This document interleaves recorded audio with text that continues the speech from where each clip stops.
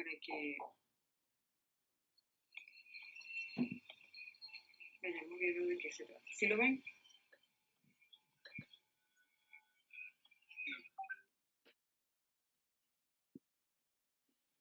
Entonces, bueno, este es un documento que se desarrolló en una universidad de Sudáfrica en conjunto con la Sociedad de Medicina de Familia de esa universidad, ¿no? Y se fundamenta en estudios que hicieron de la Sociedad del Cáncer, la Sociedad Norteamericana de Cáncer, con respecto a las personas que, aun cuando tenían cáncer, seguían fumando. Entonces buscaron una estrategia para ayudarlos a dejar de fumar, y en la medida en que se fue haciendo efectiva, la fueron replicando para otros hábitos no saludables, y bueno, se fue un poco utilizando, pues, y de manera un poco más estructurada en cada uno de estas áreas, o sea, o de estos factores de riesgo, que era el hábito de fumar, el consumo nocivo de alcohol, los hábitos alimentarios inadecuados y la inactividad física. Y el otro fundamento de la guía es la entrevista motivacional, que a su vez también está un poco estructurada en los estadios del cambio. Entonces, vamos a ir hablando de cada una de estas, digamos, 3 partes fundamentales de la guía. Disculpe, Doc, disculpa que le interrumpa, no se está grabando la clase. Ya va, un momentito. Déjeme cambiarme, parece que mi internet tampoco está muy bueno, y voy a ver si llega en el otro sitio, porque es que, de verdad, con esta construcción aquí al lado es difícil. Déjeme ver si me puedo cambiar, ya va. Espérenme un momentito.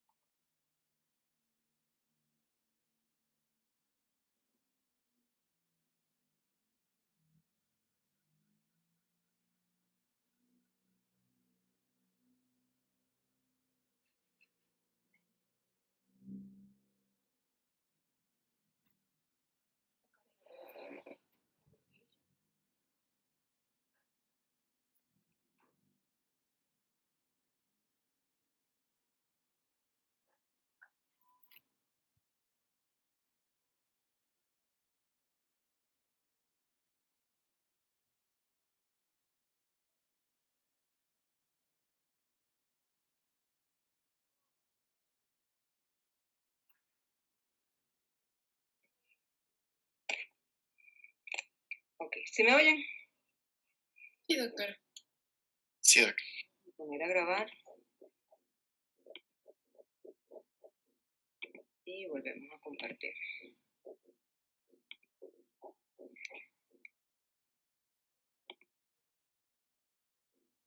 Okay. Entonces les decía que bueno, que la guía está dividida en los 5 hábitos no saludables que más están relacionados con las enfermedades crónicas: el hábito de fumar, la dieta no saludable, el uso nocivo de alcohol y la inactividad física.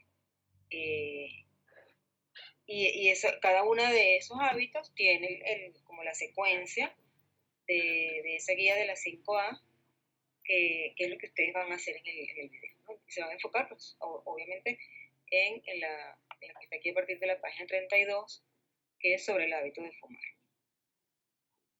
Entonces es una forma de ayudar a los pacientes dentro del mismo esquema de una consulta normal. Imagínense que ustedes están en su rural, que sería como su primera etapa, y les llega un paciente por una consulta por lo que sea, un dolor, un control prenatal, lo que sea.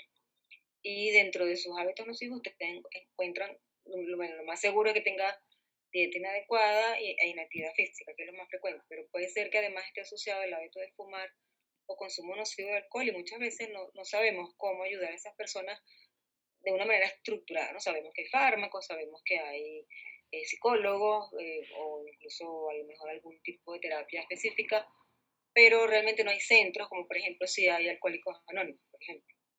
No hay, por lo menos aquí en Ecuador, hasta donde yo sé, consultas estructuradas para personas que desean dejar de fumar. Entonces, alguna manera de ayudar a estas personas es iniciando con esta estrategia de las 5A, que tiene un método y que además incorpora el que no está preparado para cambiar, cómo abordarlo y un poco también cómo motivarlo, porque siempre el cambio, queramos o no, somos humanos y nos cuesta, y obviamente el primer paso es querer cambiar, pero a veces dentro de ese primer paso o de no querer cambiar es a veces el miedo o el desconocimiento a enfrentar el problema. Entonces simplemente esos dos situaciones iniciales en las que no quiere cambiar, no lo juzgamos, no lo criticamos, eh, no lo alejamos del cambio de conducta, sino que más bien le decimos, bueno, cuando usted esté preparado, estos serían los beneficios. Entonces, esa guía ayuda como de una forma un poquito más estructurada.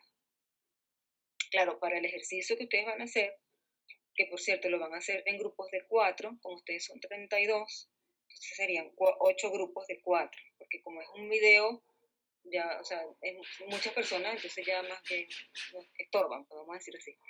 Entonces pueden hacerlo, por ejemplo, para esta primera etapa, vamos a suponer, uno es el médico, otro es el paciente, y el otro filma y el otro edita, por ejemplo. Y luego en la siguiente bimestre, que ya es un poquito más corto porque van a enfocarse en tratamiento farmacológico solamente, entonces se turnan, cambian los roles de cada uno. Okay. La idea es que cuando salgan del semestre, del ciclo, pues más o menos tengan cómo abordar esos pacientes y conozcan, incluso tal vez puedan en su centro, si les toca en un centro donde ustedes sean el médico principal o el líder, pues puedan desarrollar y dejar una estrategia ahí ya instaurada. Sobre todo porque fíjense que por lo menos en octavo yo les doy endocrino, entonces ahí hacen el de la dieta y el de la actividad física. El del uso nocivo del alcohol no lo hacemos, bueno, en parte porque ya hay esa institución más ya establecida, pues que es Alcohólicos Anónimos, pero también, bueno, está ahí para abordar estos pacientes también. Bueno, y el otro aspecto que es importante, eso que les decía del punto del cambio en que la persona está, porque a veces uno ni siquiera sabe eso como médico y tiende a ser o muy sobreprotector o muy regañón, por decirlo así también. Y siempre piensa que es el paciente solo el que tiene la culpa. Por supuesto que tiene la responsabilidad de lograr ese cambio, pero con simplemente juzgarlo y regañarlo, no siempre se logra. Y lo que al final queremos es que mejore su conducta. Bueno, entonces vamos a ir viendo primero esta partecita, que es la entrevista motivacional y un poquito esos estadios del cambio. Vamos a ir a la página 18. Esta guía la tienen ahí en la semana, en la página de inicio, en la semana 9, si la quieren ir revisando. La puse ahí porque esa semana es la que tienen que entregar el video. Pero si lo quieren ir haciendo, bueno, ya la tienen ahí para irla revisando. La van traduciendo, van entendiendo la estrategia. Entonces déjenme ir aquí buscando porque no me acuerdo exactamente dónde es que está. Bueno, por ejemplo, aquí habla de algunas barreras para desarrollar el cambio en el contexto de la atención primaria. Bueno, lo otro es el enfoque del tiempo, que es una estrategia que incluye, es corta, claro que al principio no se le hace un poquito más difícil porque no la conoce, pero en la medida en que uno lo va desarrollando o aprendiendo a incorporarla como parte de esa consulta, la idea es que la haga pues, todo el tiempo que pueda. Y es corto, pues, o sea, incluso al final del folleto hay como un resumen que incorpora los 4 hábitos. Entonces sería como la consulta que habría que hacerle a la persona preguntándole de los 4 hábitos y bueno, son alrededor de unos 10 minutos. Bueno, por supuesto, si no fuma y no consume alcohol, eso no se incorpora y es más corto, ¿no? Pero si tiene los 4 hábitos, es alrededor de 10 a 15 minutos. Ok. Déjenme ver aquí.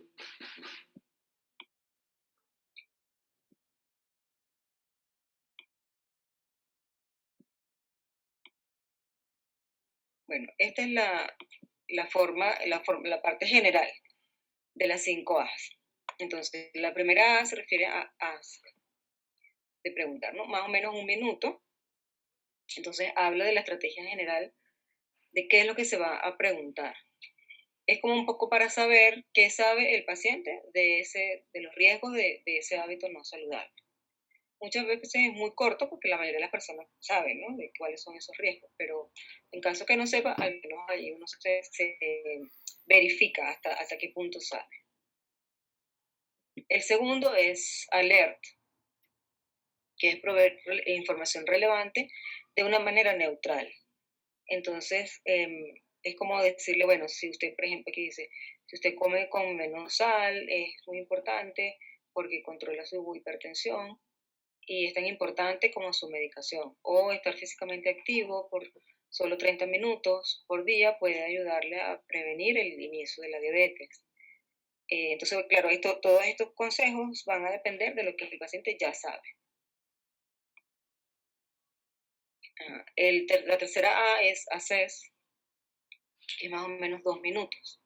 Entonces aquí es donde se hace la separación entre el paciente que quiere cambiar o no quiere cambiar. Entonces, si el paciente no está listo para cambiar, se le comunica el respeto hacia su decisión y se le ofrece soporte o ayuda en si si decide cambiar en el futuro, ¿no?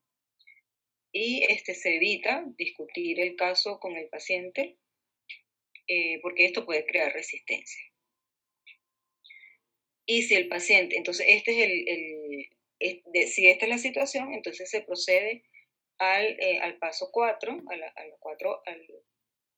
sea, la siguiente A, que es así, pero la parte A. Y si sí quiere cambiar, si está preparado para el cambio, entonces es la CIS B. Y aquí explican el cómo hacerlo. Y luego en el paso 4, que es la cuarta A, es assist. Entonces, esta es la que es un poquito más larga, 3 a 5 minutos, porque realmente es donde le vamos a decir o sea, como a negociar cuál va a ser la forma en que él va a iniciar ese cambio. Entonces se le ofrece material, se le abren como varias opciones, ¿no? Y bueno, están las dos formas, ¿no? Si el paciente no está listo para cambiar, entonces aquí explican un poquito cómo se le puede motivar.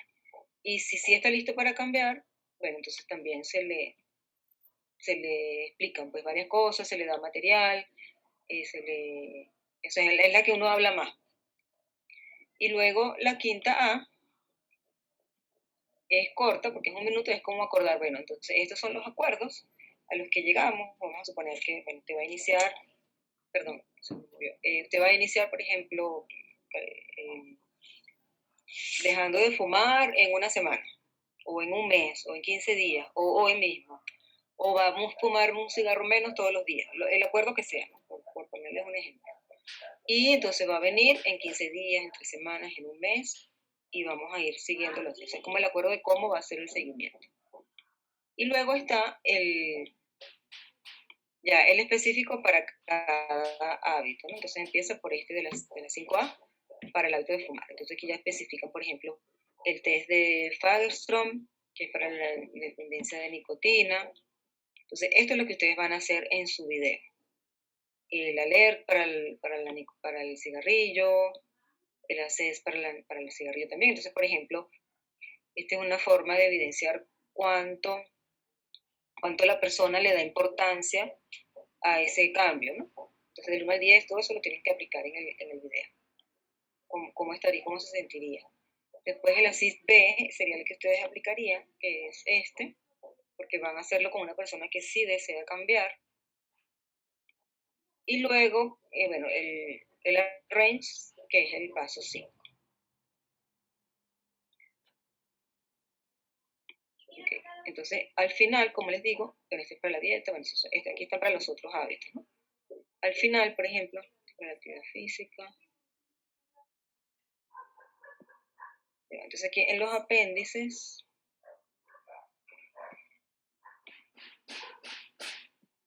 está este, ¿no? Que es el completo.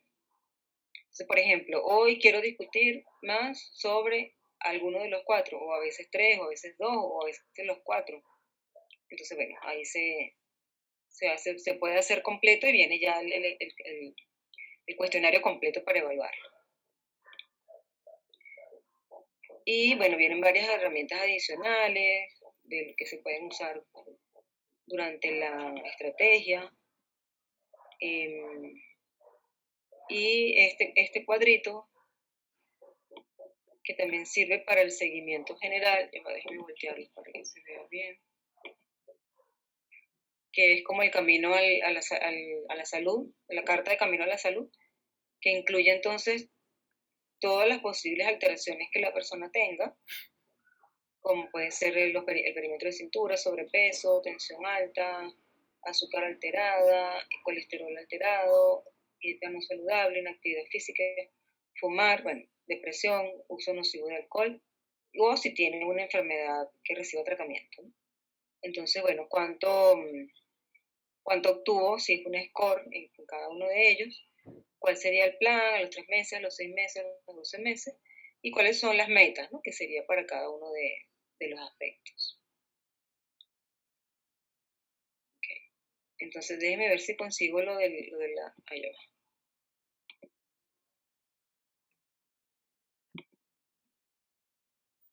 Lo de los niveles del cambio, que pensé que estaba en la parte de la entrevista motivacional, pero creo que está antes.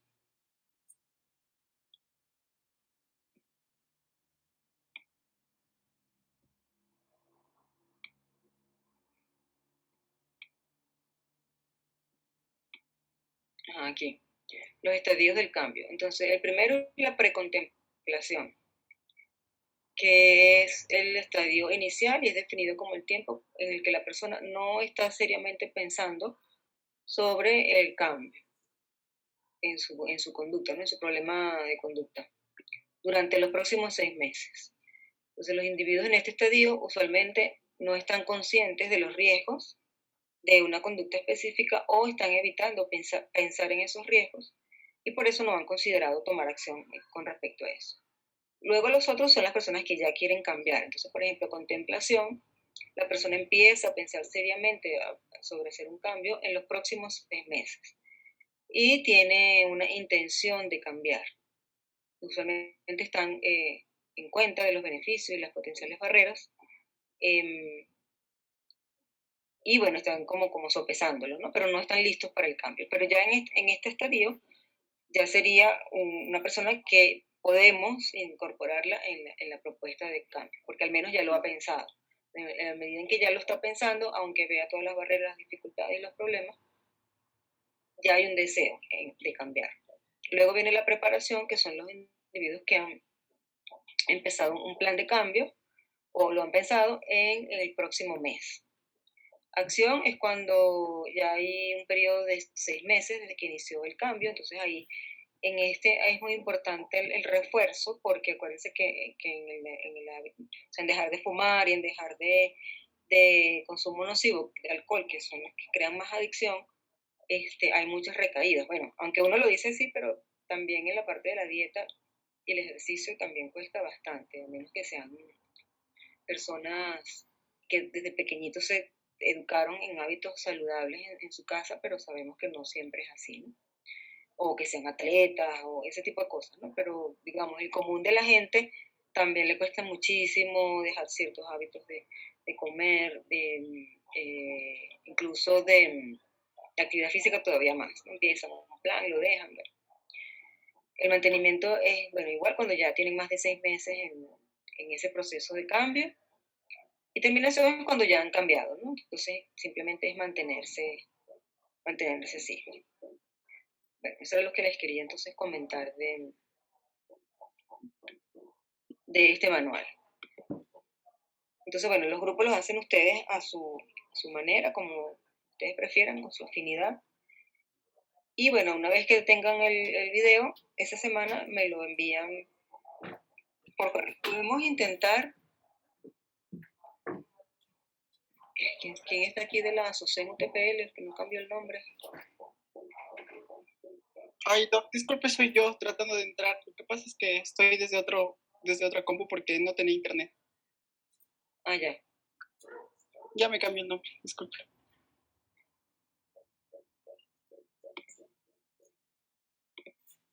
Ok. Bien, entonces, ¿alguna duda con respecto al video?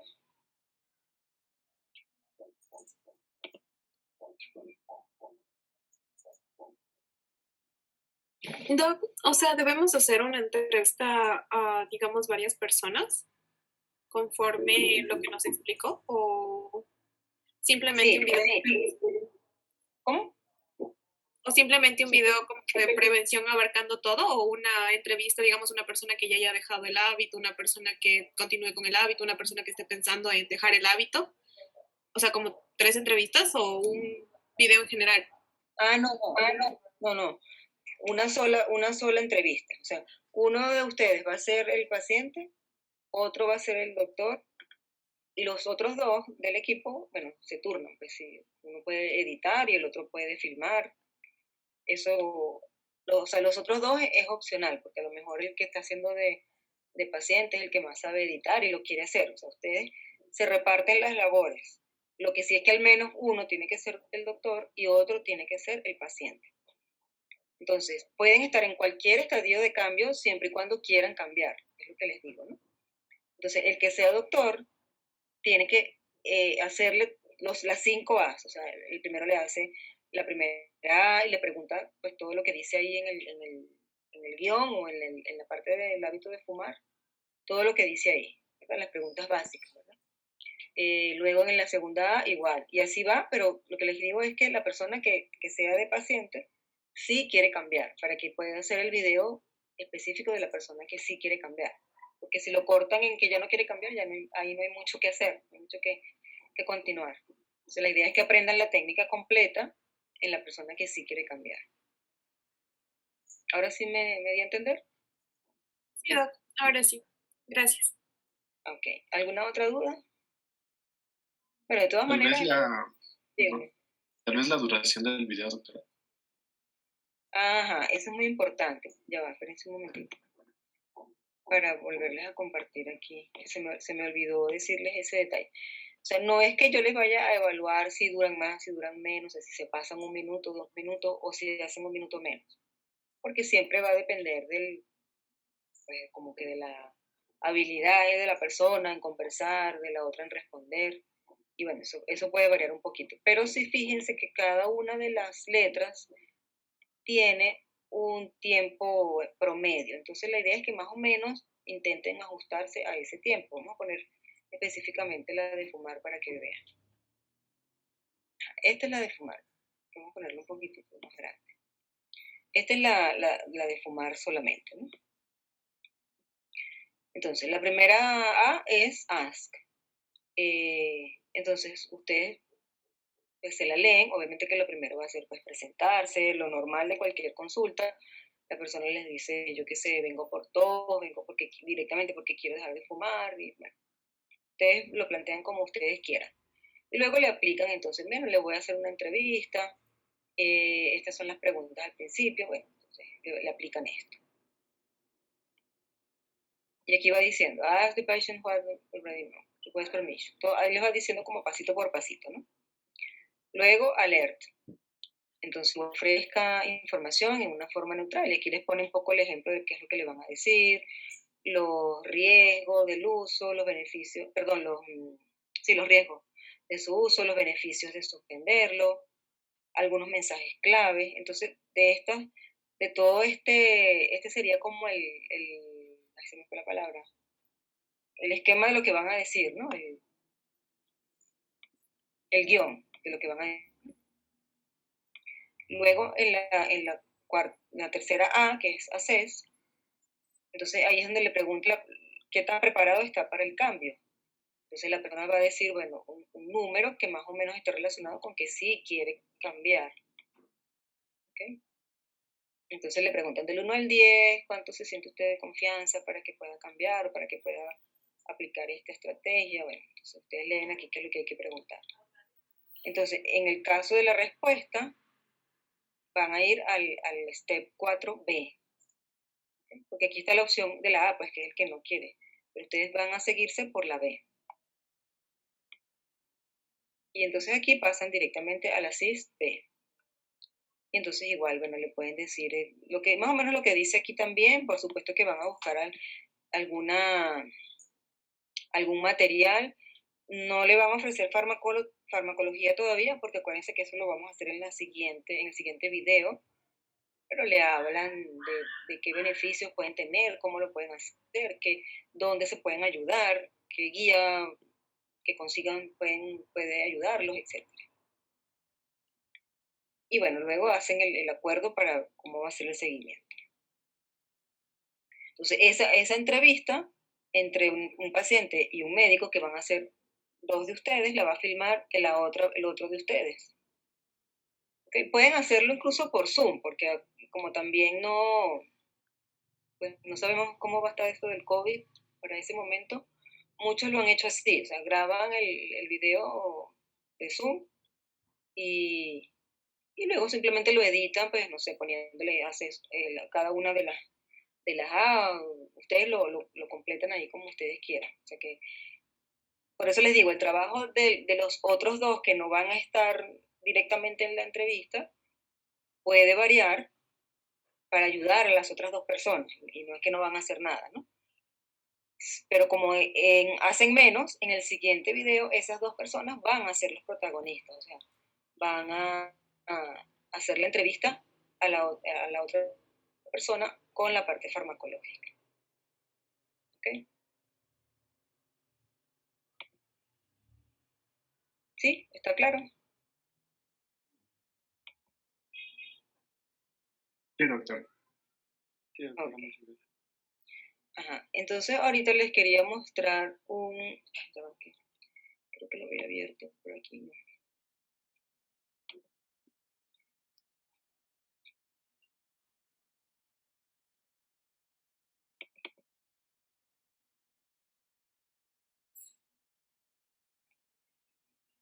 Un artículo que está en español, okay, que les facilita mucho toda esta parte de ir practicando nuevamente lo de estadística. Okay, aunque es de riesgo cardiovascular y nutrición, más que todo lo uso porque, bueno, está en español y entonces los ayuda a los que no tengan tanta habilidad con el inglés a entender mejor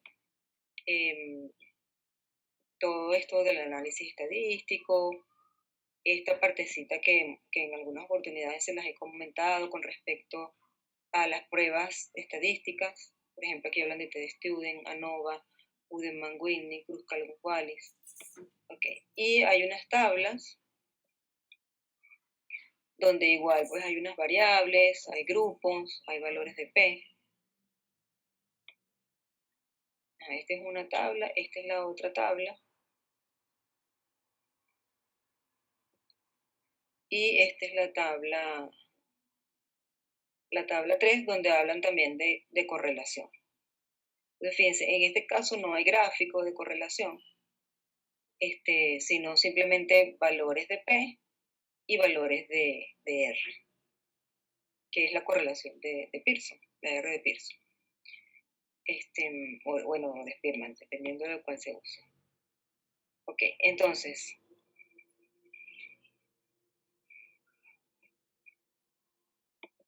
entonces el ejercicio que vamos a hacer ahorita va a ser, los voy a dividir igual en 3 grupos, cada uno va a analizar cada tabla y yo creo que en unos 10 minutos lo pueden hacer, hasta lo que alcancen en 10 minutos para después dejarlos libres. Y vamos practicando otra vez. Entonces, variables cualitativas, variables cuantitativas, qué prueba es la que utilizaron o qué creen ustedes que prueba se utilizó, qué se comparó o no se comparó nada, sino que simplemente se asociaron variables. Esa parte, ¿no? de la estadística. Y luego les muestro un artículo que ese sí simplemente lo vamos se los voy como a leer yo en forma resumida, que vamos a volver a hablar de los tipos o sea, la diferencia entre tipos de artículos y tipos de estudios, porque a veces esos conceptos se mezclan un poquito. Entonces, eso lo vamos a hacer al final y ya ahí terminamos la actividad. Entonces, déjenme subirle un momentito esto en anuncios para que lo tengan todos de una vez. Ya, denme un segundo.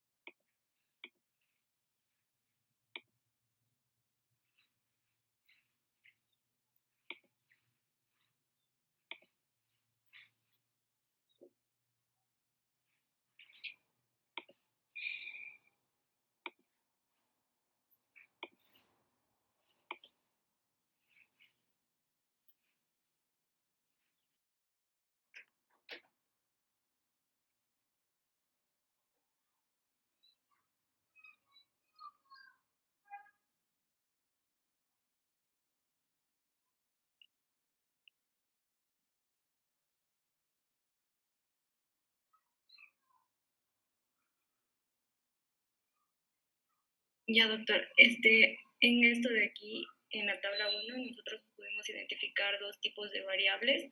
Tenemos lo que es el sexo, que sería una variable cualitativa, y de ahí tenemos los diferentes valores de las que se toma de IMC, contorno de cintura, etcétera, que serían variables cuantitativas. También podemos ver que el número de personas que se evaluaron fueron 153 en total. Y en la tabla 1 también podemos identificar que sería un estudio que busca comparar las características de la muestra con el género de o sea, las características de esta muestra con el género. Entonces sería comparativa la tabla. Y de ahí el tipo de estudio sería estadístico diferencial, y llegamos a esta conclusión después de ver que se tomaban en cuenta diferentes estudios, y también vimos los valores de P que nos da aquí y que nos muestran que los valores de P menores de 0.05 iban a ser considerados estadísticamente significativos para descartar la hipótesis que se tiene de esta tabla. Y eso fue todo lo que analizamos acá. Ok, entonces, ¿cuál sería la hipótesis aquí? Según esta tabla, ¿quién puede decir?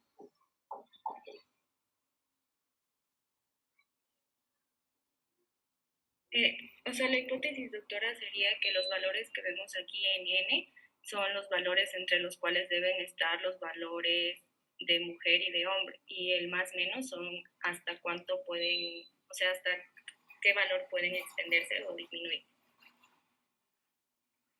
Entonces, cuando vemos, por ejemplo, aquí 2 grupos, estamos comparando las características de la muestra según el género. Es decir, la hipótesis sería, cuando hablamos de hipótesis, nombramos la hipótesis nula y la hipótesis alternativa. La hipótesis alternativa es normalmente la hipótesis del investigador. Entonces, la nula sería la que dice no hay diferencias entre hombres y mujeres con respecto a todas esas variables. Y la hipótesis alternativa diría si hay diferencias significativas entre hombres y mujeres con respecto a esas variables. Esas serían las hipótesis básicas, ¿no? Entonces, ¿cómo demostramos que sí hay diferencias? O sea, que se firma la hipótesis alternativa o se rechaza la hipótesis nula cuando la P es menor a 0,05. Entonces, ¿en cuál de esas variables sí hay diferencias estadísticamente significativas según el valor de P? Sería en la del HDL, y también en la de la presión sistólica, que tienen valores menores de 0,05. Exacto, entonces señálalo ahí tú que tienes el cursor para que lo vean todos. Esos Vivi, valores ¿puedes de P. señalarlos, por favor? Sería el de aquí del Ah, bueno, exacto. HDL, que tiene valor P de 0,000, y la presión sistólica, que tiene un valor de P de 0,043. Exacto. ¿Ven? Entonces, si ustedes ven ese valor de P, ambos son menores a 0,05. Fíjense, el de 0,043 está cerca, pero es menor. En cambio, todos los demás, fíjense que ni siquiera tienen un 0 después de la coma. Por lo tanto, son mayores a 0,05. Entonces, no hay diferencia entre hombres y mujeres en cuanto al IMC significativa, ¿no? En cuanto a IMC, contorno de cintura, colesterol, triglicéridos, LDL, glicemia y presión diastólica. Solo hay diferencias en HDL y en presión sistólica. Entonces, cuando comparamos dos grupos, ¿quién se acuerda cuál es la prueba estadística que normalmente se utiliza?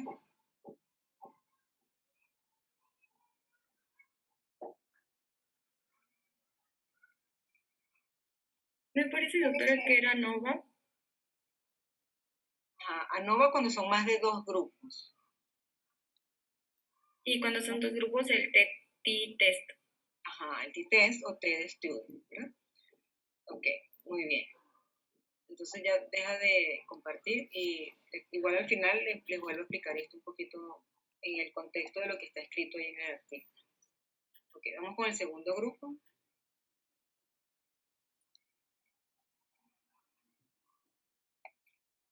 Ya le compartimos.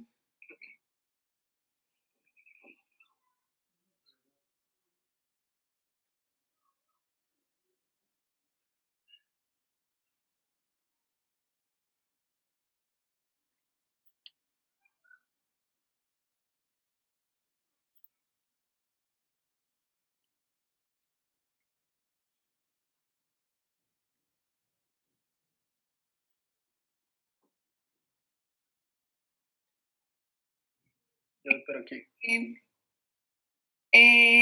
Bueno, aquí en esta tabla se compara dos variables cuantitativas respecto a la comparación del estado nutricional con ciertas características como la edad, IMC, el contorno de cintura, colesterol y, bueno, todas las variables que están ahí. Igualmente, como ya lo explicaron, se va a considerar los datos que estadísticamente sean significativos, valores que sean menores a 0,05. Ya, en este caso, los que tienen son considerados estadísticamente significativos son las variables de el IMC, el contorno de cintura, el colesterol,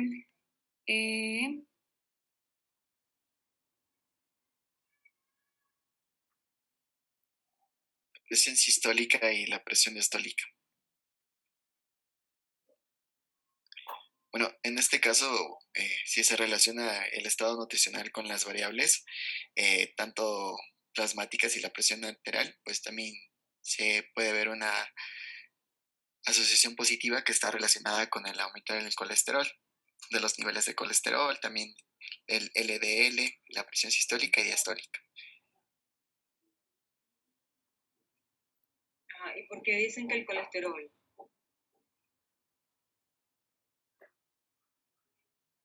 No, el colesterol no sería. Ese no. Exacto. Fíjense que este es un ejemplo también, si quieres señalarlo ahí, esas dos P, de HDL y LDL. Están en 0,050, esa y esa. Si ustedes la ven, fíjense que es 0,057, entonces es mayor que 0,05, ¿verdad? Entonces ahí no es significativa la diferencia. ¿Y qué es lo que está, cuál sería la hipótesis aquí? Fíjense que es muy parecido a la tabla anterior, Solo que en vez de comparar dos grupos, hombres y mujeres, en este caso compara 4 grupos, o sea, las 4 clasificaciones del estado nutricional por IMC, que es bajo peso, normopeso, sobrepeso y obesidad. Entonces, acuérdense que les dije, cuando son 2 grupos se usa la TD Student, cuando son varios grupos, ¿cuál se utiliza? ¿Cuál es la prueba estadística que se utiliza? ANOVA, ¿verdad? Entonces, es lo mismo, o sea, el mismo análisis estadístico, solo que pues si son varios grupos se llama ANOVA y si son 2 grupos se llama TD Student. Ahora, pero no les voy a explicar eso ahorita porque los voy a enredar. Fíjense, eso, a veces aquí nos confundimos en HDL y LDL. Cuando está muy cerca de ese valor de 0,05, a veces nos confundimos cuánto es mayor y cuánto es menor. Pero si ya ustedes ven que luego del 0,05 hay otro número, o incluso el mismo 5 solito, ya eso es mayor o igual, ¿verdad? A 0,05. O sea, ya no es menor. Por lo tanto, no hay diferencias estadísticamente significativas entre, por ejemplo, para colesterol HDL y LDL en cuanto a los diferentes niveles de estado nutricional. Solo hay diferencias en la presión sistólica, en la diastólica, en el contorno de cintura, porque el IMC, o sea, ahí no se debería incluir esa variable porque igual es la variable de comparación. ¿Okay? Bueno, ok, vamos entonces con el grupo 3 y luego les explico en el artículo.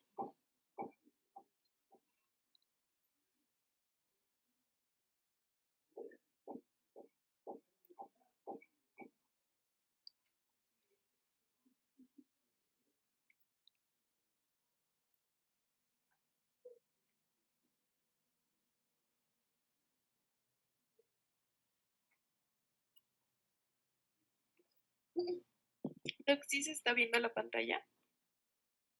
Sí.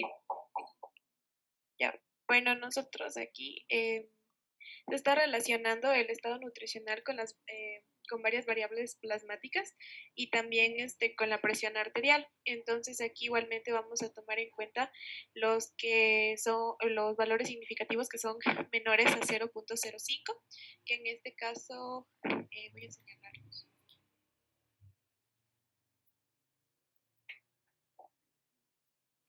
En este caso sería la presión sistólica. Bueno, la presión sistólica, el colesterol también.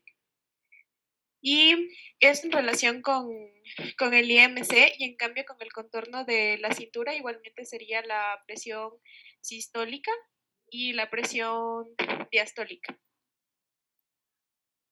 Okay. ¿Y cuál otro con el IMC? Señala todos los que se relacionan con el IMC.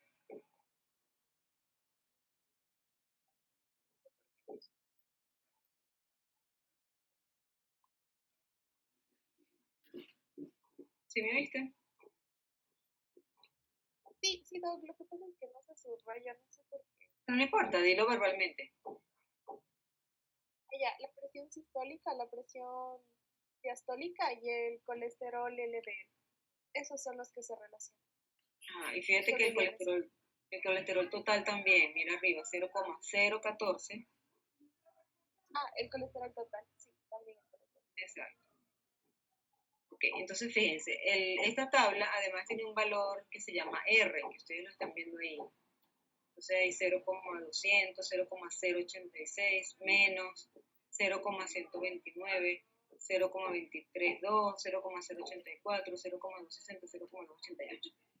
Fíjense que hay algunos que son positivos y otros que son negativos, el valor de la R. Entonces, en la correlación es una prueba de asociación de variables. Me dice, ¿se asocian o no se asocian estas variables? Esa sería la hipótesis. La hipótesis nula diría, no hay correlación o no hay relación entre el índice de masa corporal y todas esas variables. Y la hipótesis alternativa sería, si hay relación o si hay asociación entre el índice de masa corporal y todas esas variables. Entonces, en este caso, estamos asociando, fíjense qué tipo de variable, en este caso es IMC, ¿cualitativa o cuantitativa? Son cuantitativos. Cuantitativa. Cuantitativas. Depende, ¿verdad? Porque si yo la tomo en su valor absoluto, o sea, cuánto de IMC tiene cada persona, eso es una variable cuantitativa, ¿verdad? Tiene 18, tiene 25, tiene 40, tiene 35, dependiendo, ¿no? Ahora, si yo la uso en sus categorías de la OMC, o sea, tiene bajo peso, normopeso, sobrepeso, obesidad, en ese caso es cualitativa. Ahora, para una correlación, las variables ambas tienen que ser cuantitativas.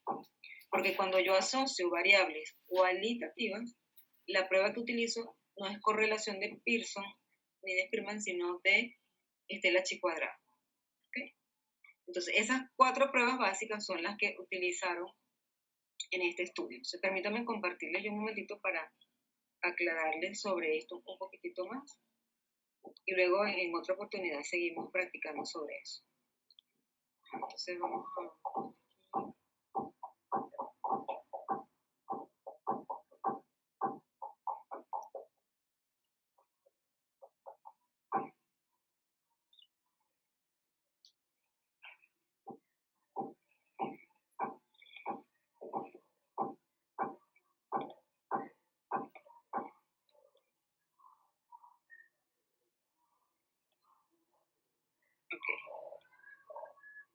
Entonces, fíjense, aquí la revista sería Nutrición Hospitalaria, ¿verdad? El nombre de la revista, ¿sí? Bueno, es un artículo del 2015.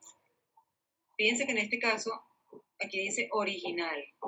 Quiere decir que el artículo es original. Entonces, esto va dentro de la categoría de tipo de artículo. ¿Y qué es un artículo original? ¿Quién se acuerda?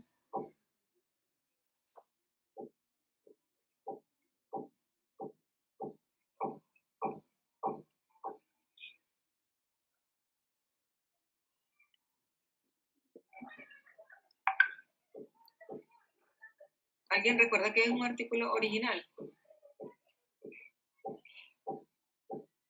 Era un artículo.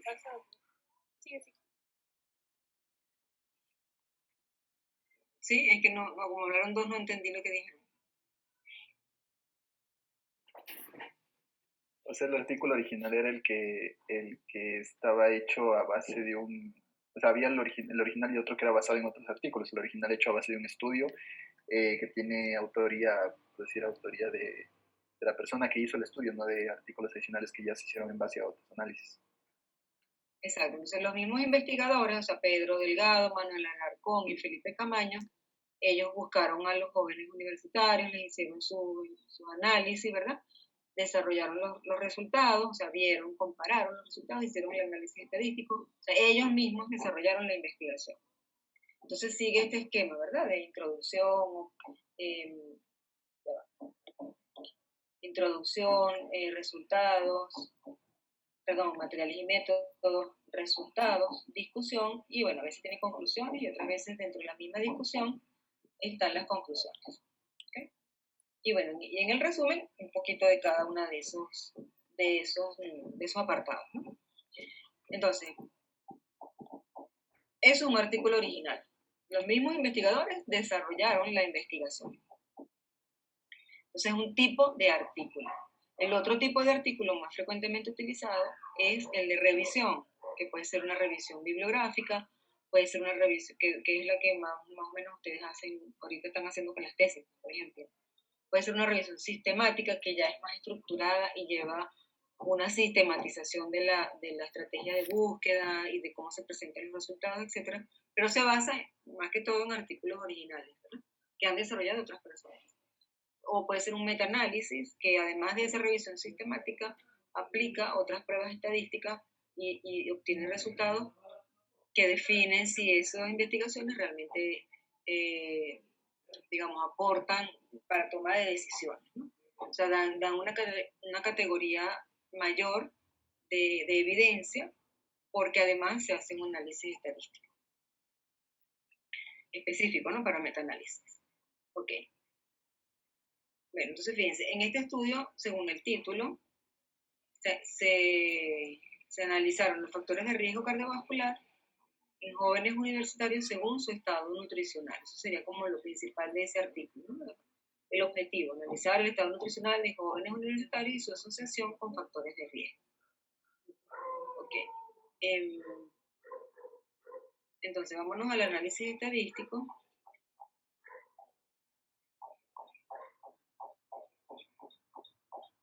Ajá, entonces, fíjense que dice, el primer análisis fue de corte exploratorio para depurar la información, se procedió a determinar la prevalencia de las principales variables de estudio en conjunto con un análisis descriptivo.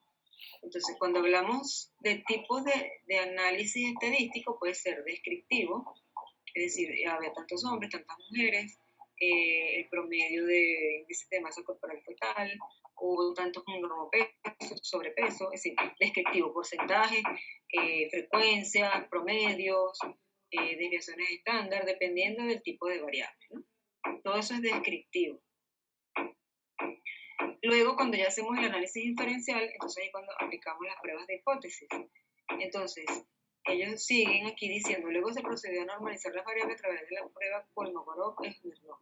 Entonces, esta es una prueba que permite ver si la variable, cada una de las variables, por ejemplo, de las cuantitativas, por ejemplo, la edad, el índice de masa corporal, los niveles de colesterol, triglicéridos, glucosa, todas las que midieron, había alguna que tuviera distribución no normal, que normalmente sucede, o muchas veces sucede, cuando los valores son, hay valores muy extremos, por ejemplo, en triglicéridos, colesterol.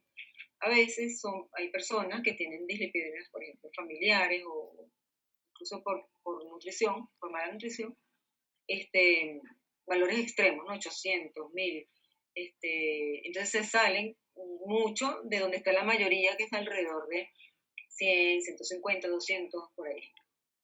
Ese valor distorsiona mucho si yo calculo un promedio. Es como cuando nosotros calculamos el promedio de notas, ¿no? La mayoría están alrededor de 8, 9, pero alguien que de repente se retiró o se enfermó y no cursó la materia, entonces tiene 1 o 0. Entonces, si yo meto ese 0 para calcular el promedio, me va a bajar muchísimo el promedio, pero no refleja la realidad, porque una persona que por alguna razón extra tuvo una nota o muy baja o demasiado alta, ¿no? Entonces, en ese caso, la mediana, que es el punto medio, es más informativa de la variable en sí. Y por eso se le llama distribución no normal. Entonces, cuando tenemos, según esta prueba que nos dice, bueno, sabiéndolo interpretar, pues, nos dice si su variable tiene distribución normal o no, su variable no tiene distribución normal. Entonces, si tiene distribución normal, utilizamos la media, y si tiene distribución no normal, utilizamos la mediana. Y además, si tiene distribución no normal, utilizamos el equivalente no paramétrico de esas pruebas que nombramos ahorita, por ejemplo, la T-de-Student y el ANOVA.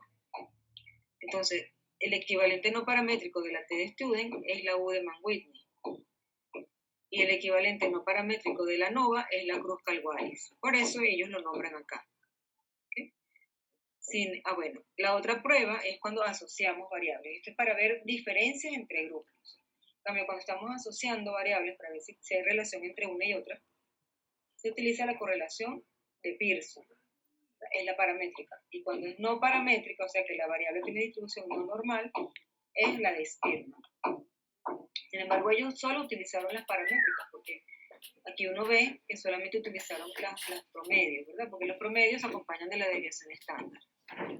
Cuando ustedes vean más o menos, luego de la cifra, de una variable cuantitativa, quiere decir que esto es la desviación estándar, es decir, que las personas estaban, el promedio en 24,45 de índice de masa corporal, hasta más, o sea, 24,45 más 3,63 sería como el rango superior, y el rango inferior sería menos 3,63, o sea, 21,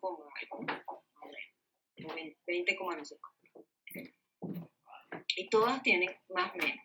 En cambio, cuando tenemos la mediana, lo que lo acompaña, el parámetro que lo acompaña es el rango intercuartil. Por eso aquí ellos, o sea, lo escribieron ahí. Fíjense que cuando uno ya tiene un poquito de conocimiento se da cuenta, bueno, pero aquí hay errores, por ejemplo, en este artículo.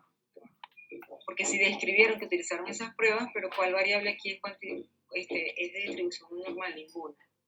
Entonces, ¿por qué no utilizaron la mediana? Bueno, lo demás ya lo mencionamos cuando hicimos la discusión.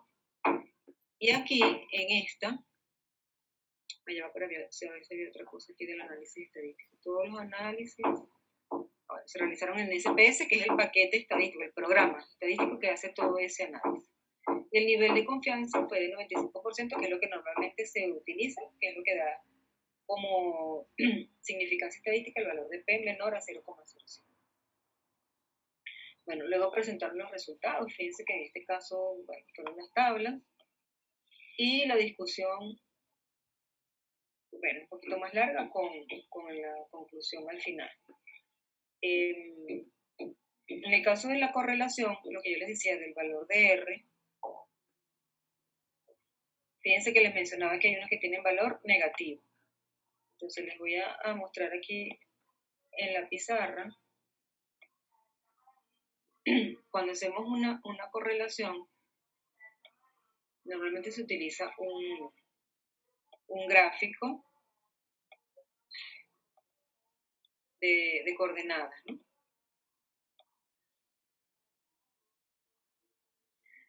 Entonces, cuando la correlación es positiva, vamos a suponer que esto sea, como estaba ahí, ¿verdad? Índice de masa corporal, vamos a suponer con colesterol, ¿no? Niveles de colesterol.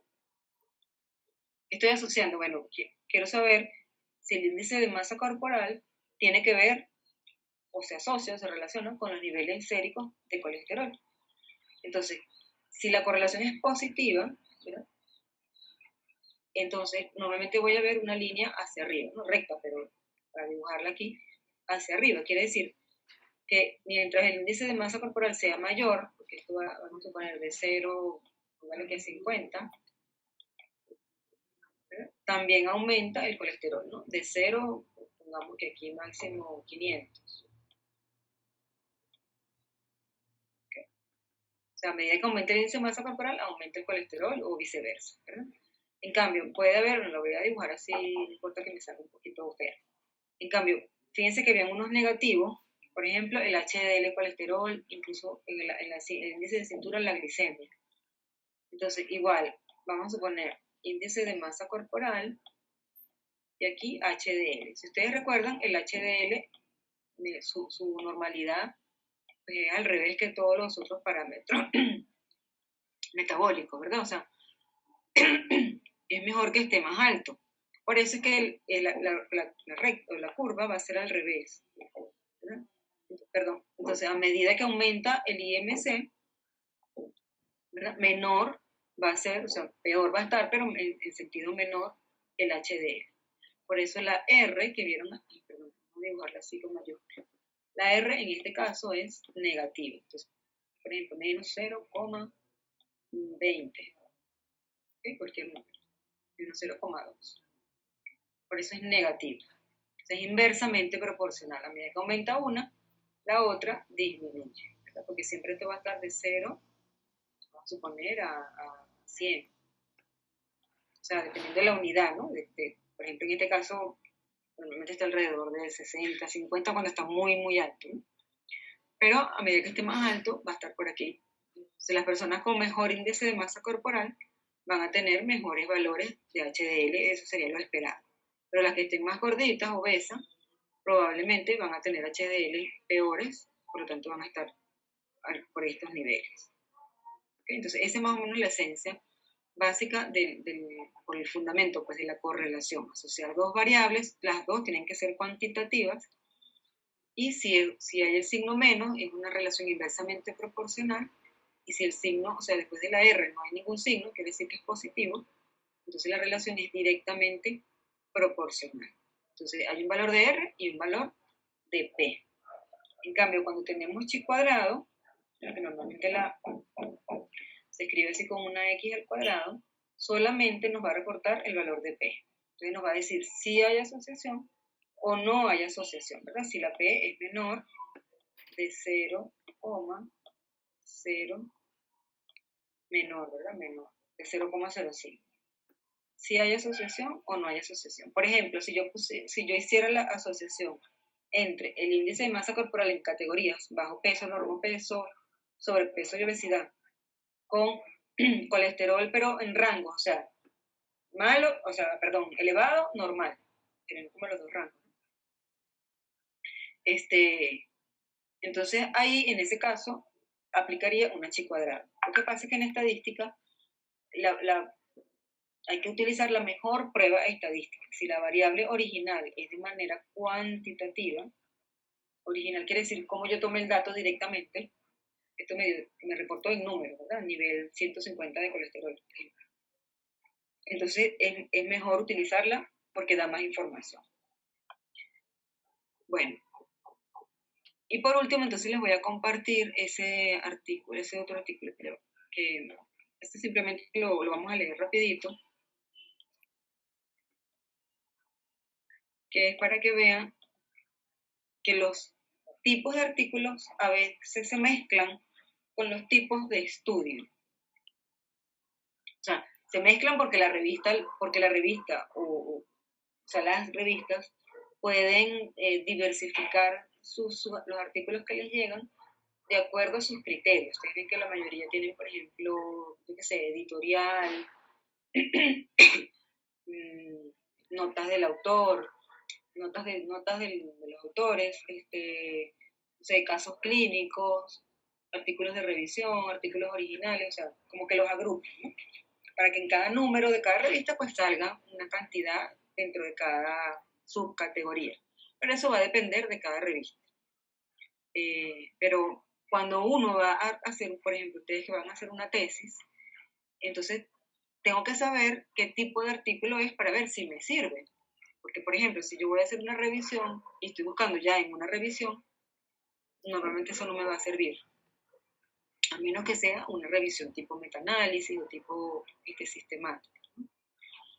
Pero me sirven más los artículos originales, porque van a ser los que estudiaron directamente la población o hicieron directamente la encuesta, hicieron directamente el estudio. Entonces ya va para compartirles.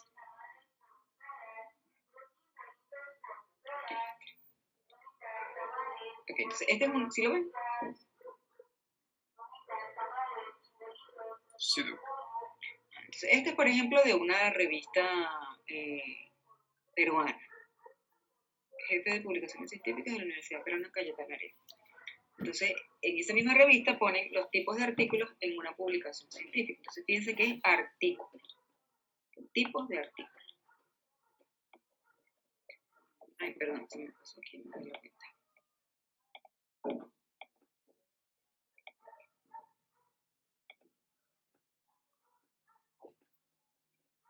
Bueno, entonces aquí habla de cómo deberíamos nosotros buscar para publicar, que debemos leer las normas de la revista para ver cuáles son los requisitos, dónde encajaría nuestra investigación, etc.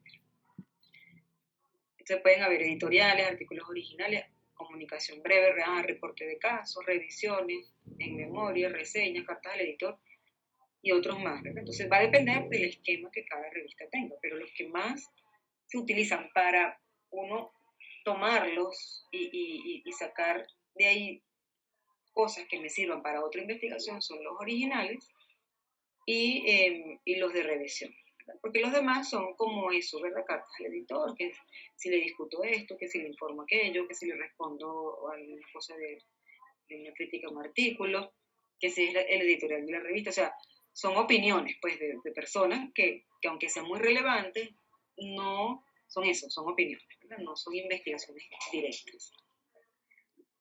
Okay.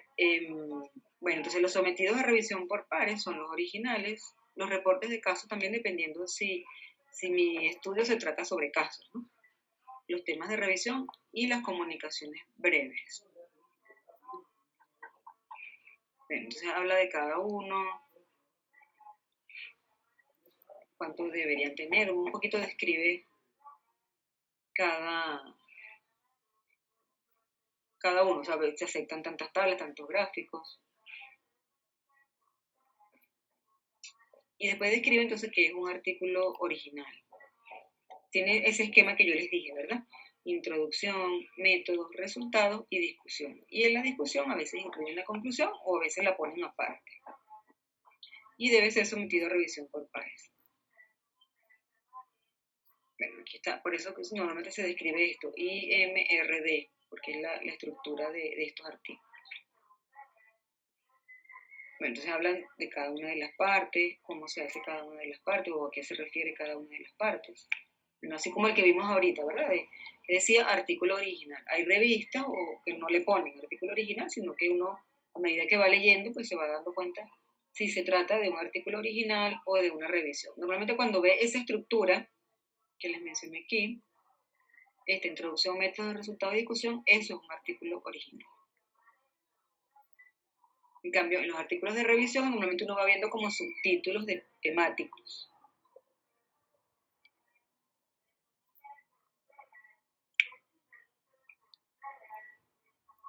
Este, por ejemplo, sería, por lo que veo aquí, un artículo de revisión, ¿no? Porque habla del objetivo,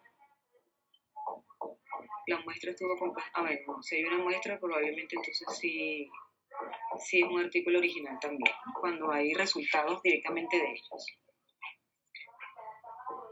Bueno, entonces habla de los demás. Bueno, comunicación corta, bueno, se pone ejemplos de cada uno, ¿no?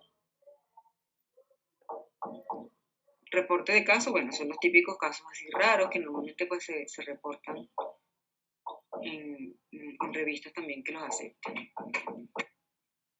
Y los temas de revisión es una investigación original, pero en ese sentido, de que es realizada siguiendo una secuencia, ¿no? Pero en realidad no es que los investigadores tomaron directamente los datos de una población o de una muestra, etc., o de un experimento. Ajá, entonces pueden haber revisiones sistemáticas o revisiones bibliográficas también, ¿no? Entonces, por ejemplo, en Cochrane, en esa plataforma, en esa base de datos, se hacen revisiones sistemáticas. Bueno, aquí, por ejemplo, ya dice tema de revisión, ¿ve? Entonces diabetes mellitus 2 y resistencia a la insulina, y se hace como una historia, pues, que han reportado, en este caso, los últimos 15 años respecto a este tema.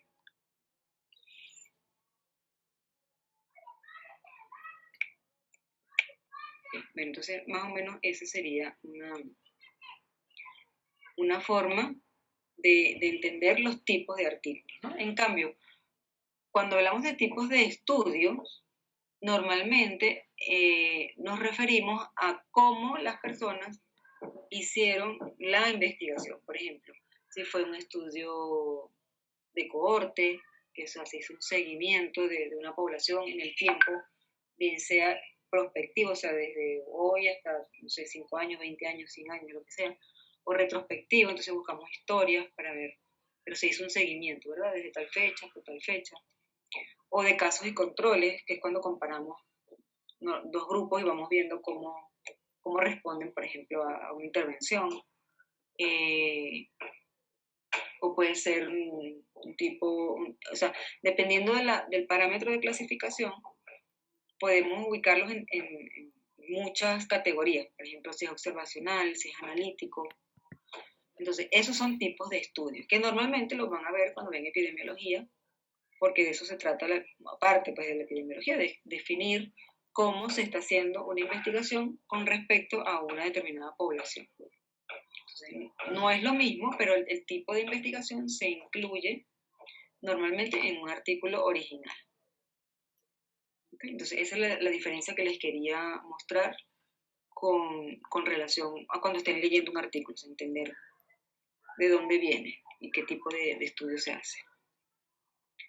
Algunas revistas ponen estudios de cohorte y ponen como si fuera un tipo de artículo, ¿no? O sea que en ese grupo de artículos van a meter todos los que sean estudios de cohorte, porque depende a veces del tipo de revista que esté enviándose ese artículo. Bueno, entonces, para la próxima semana, déjenme chequear aquí la programación un momentito.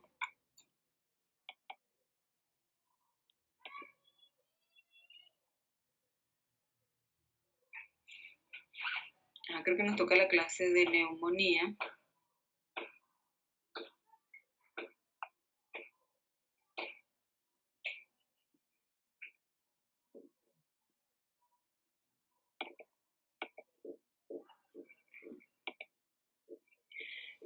Toca la clase de neumonía y ahí se va a hacer entonces una tarea con un cuestionario y la siguiente es cuando tenemos control de lectura.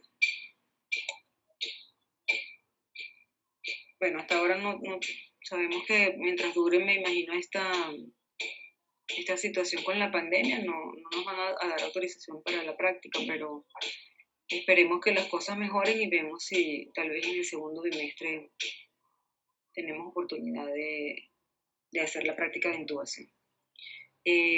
Bueno, si no tienen dudas, igual entonces en las siguientes sesiones podemos ir practicando un poquito con otros artículos o hacemos alguna otra actividad con casos clínicos también para repasar un poquito lo que ya hemos visto hasta ahora. ¿Okay? Doc, disculpe, ¿puedo hacerle una pregunta al final, por favor? Sí. Gracias. Ajá. Bueno, si no tienen más dudas, entonces nos vemos el próximo.